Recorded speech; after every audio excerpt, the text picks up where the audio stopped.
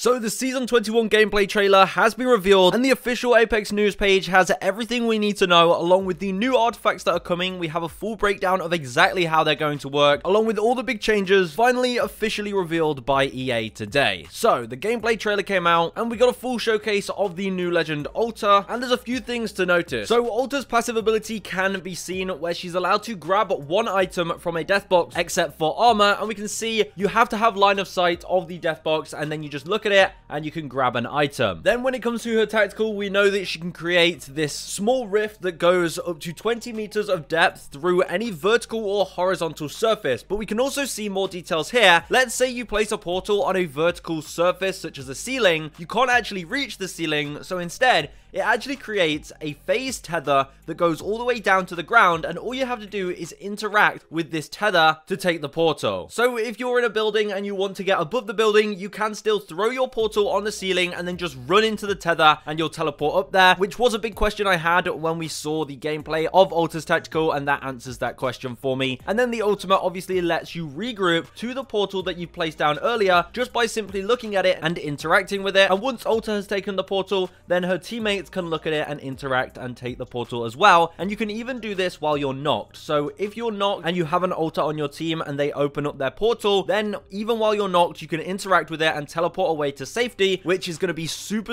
useful. And I think Alta is going to be a great legend to have on your team. And with all this time travel going on in Apex, I can only wish I had the same ability so I could go back and relive some of my best moments in Apex that I never got to share with my friends. But there's actually a solution to that. To make sure you don't miss out on the opportunity to share your best moments on social media or with your friends, you can clip all of your best in-game moments automatically with Outplayed. I could also directly share my clips from the Outplayed app straight to YouTube, TikTok, or whichever platform you prefer. So if you're going to be playing the new legend next season, then don't miss out on free internet points and share your best clips. And I'll show you just how easy Outplayed is to set up. So if you're on PC, you can download Outplayed. There's a link in the description. And once you have that open, you can set it up to capture the entire game if you'd like, or you can manually capture clips by pressing a hotkey throughout the game, or my favorite feature is by using the highlight. This way, Outplayed will automatically save clips when I get a kill, or an assist, or if I revive a teammate, or even if I die. And after each session of playing Apex, it nicely sorts them in a designated folder, so you can go back and look at all the gameplay. And luckily, Outplayed sponsored this video, so big thanks to them, because it really comes in handy when you want people to know that you just did something funny or insane in Apex. Now, we know that solos mode is coming back. It's great that they decided to actually bring solos, but it's going to be replacing duos from the beginning of Season 21. So as soon as it kicks off, solos is going to be there, and it's going to last until June 24th. So it's going to be in the game for a pretty long time. Now, they've taken aspects from some of their most popular game modes and integrated them to keep things interesting. So you'll have battle sense to detect nearby enemies. All weapons will be pre-kitted with attachments, just like in other modes. There'll be different rarity weapons, and they'll have everything equipped already, so you can just go straight into the fight. You don't have to spend ages looting. And you'll also have auto heal just like in Mixtape. And finally, there will be a second chance mechanic where you'll have one respawn token, and respawn tokens won't be enabled towards the end of the game, but it gives everyone a second chance. So let me know if you're excited for solos. I'm definitely interested in that. Now, we also have some patch notes revealed by IGN. So in Season 21, there won't be a delay anymore when picking up your teammates' banners. No animation will play when you pick it up. You'll just be able to grab it immediately, which is a brilliant change. That animation is so annoying. Crypto's getting some buffs to his perks, which just mean he'll get better drone handling and drone pullout time and better recon. Newcastle's tactical will be getting a buff. It will now deploy faster, and his ultimate will now destroy any projectiles thrown at it while it's still energized. And Ash is finally getting a major buff. Her tactical will now be on her offhand, so you can shoot while using her tactical. It's about time. We've waited a long time for this, and it's finally happened. And that's right, we are getting Broken Moon changes, which we have seen brief gameplay of from leaks, but you can see this new quarantine zone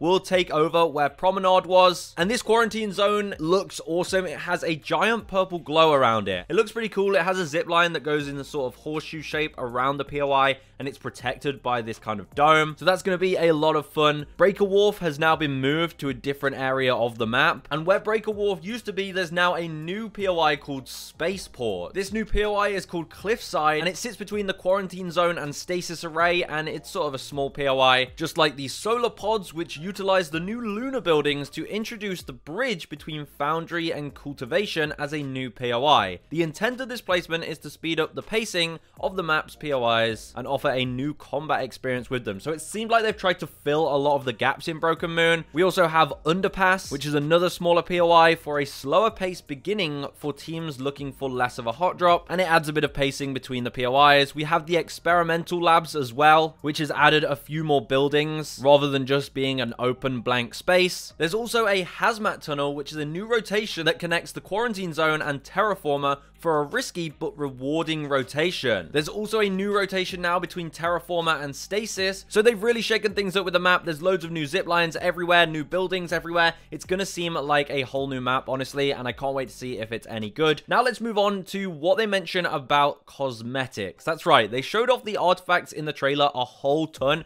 You can see them pretty much everywhere, and in this image right here, you can see a glimpse of a ton of them. You can see the one Alter is holding, which looks awesome. You can see the one Fuse is holding, which looks a little bit more old-fashioned retro vibes, kind of steampunk. And then you can see this fiery one that Revenant is holding back there. Now, these are all Katars. They're all going to be based on the base model of the Cobalt Katar. And this is how it's going to work. This image kind of tells you everything you need to know. So basically, you need to unlock the Cobalt Katar base, which is 150 heirloom shards. Of course, if you already got the Cobalt Katar from the Shadow Society event, then you'll have a head start. You'll already have the entire Cobalt Katar and everything that comes with it. Because now, the way these artifacts work is once you have the base, you can upgrade different styles of them using the new currency exotic shards, and they confirm here that the way to get exotic shards is to either purchase them directly or get them in the battle pass. At tier 89, you'll be able to get 10 exotic shards in season 21, but also they might give them away in some events. So maybe in some of the prize trackers, we'll have to wait and see for that. But these exotic shards will allow you to upgrade the Katar, and there's a bunch of new styles that are going to be in the game. So you have the Cobalt Katar, which you can upgrade, and it's 10 exotic shards each time you want to upgrade it.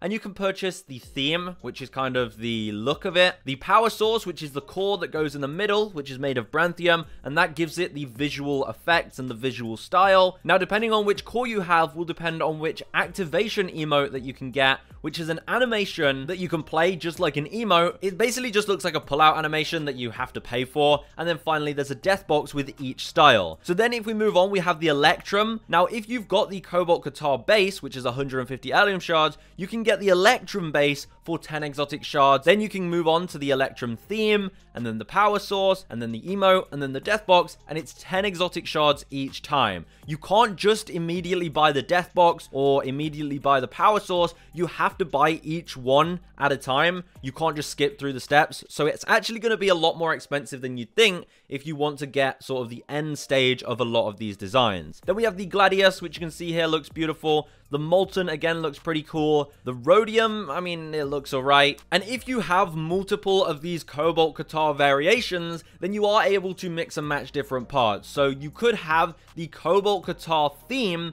with, I don't know, the Molten power source. So you'll have a golden handle and the Cobalt Katar blade, but it will be mixed with a fiery visual effect and fiery animations, and then you could switch it up with the Electrum death box, let's say. So that aspect of it is pretty cool, but I think they're just really trying to entice everyone into spending a lot of money so they don't miss out. They do say there's 200 different customizations you can make with this, but a lot of them kind of just depend on the death box, and they're not going to look that unique. But also, if you buy every single upgrade, so if you spend 240 exotic shards to complete the entire Katar set, then you'll unlock the Nitride variant, which is a new variant of the Cobalt Katar, which is this purple look that you can see at the bottom here, and a death box. So you'll unlock that version of it at the end. Now, after season 21, they do plan on releasing more artifacts, and these will be different weapons. So it's not always going to be the Katar. They'll maybe release a staff or dual swords or something cool like that. And again, when they release those, they'll make 5 different variants or so. And then if you complete every single one, you'll unlock the Nitride edition at the end, which is a special cool looking one. So that's how they're going to tempt you into wanting to keep spending money on exotic shards so you don't miss out on the grand finale reward. Just make sure you try not to get sucked into these marketing strategies, because like, who needs